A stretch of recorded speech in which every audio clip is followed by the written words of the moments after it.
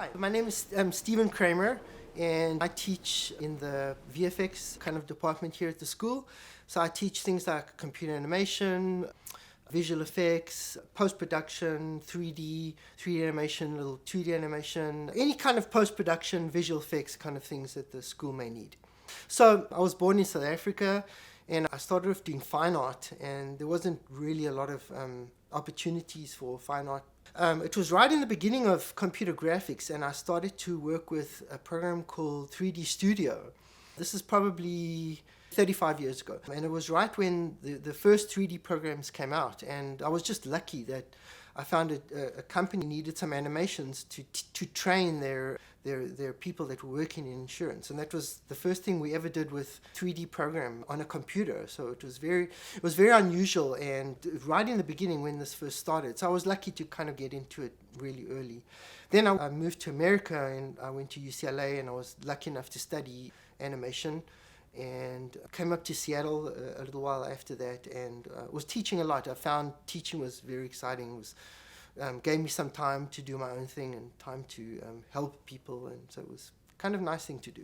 Well, I think it's always difficult because there's only a couple companies that do visual effects at all for movies in Seattle. So it's getting bigger and getting better, but I think the biggest problem is that it's more of a game town, Seattle. So if you really want to get into visual effects, you probably need to go to Los Angeles or maybe Vancouver or New York or somewhere where there's a lot of work, because it's the initial jobs are hard to get into. I was teaching for many years at the Art Institute, and it was a huge school, and we had a lot of different classes, a lot of students.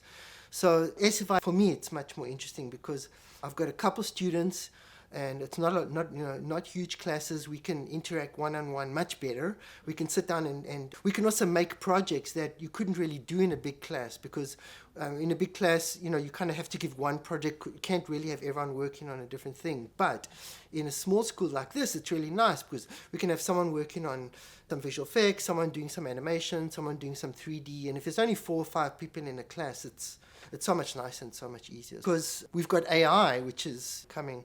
And everyone says, well, you don't want to use AI and all that kind of stuff. And I don't think that's a good way of looking at it. I know that it's kind of unfair because it borrows images from people without paying them money for their style, whatever. But I think that you can use it in ways that don't copy people's things. And unfortunately, everyone's going to be using it sooner or later. So if you don't at least understand how AI works and understand how it could help you, I think you're going to be in very big trouble, because I'm sure everyone's going to be using it at some point.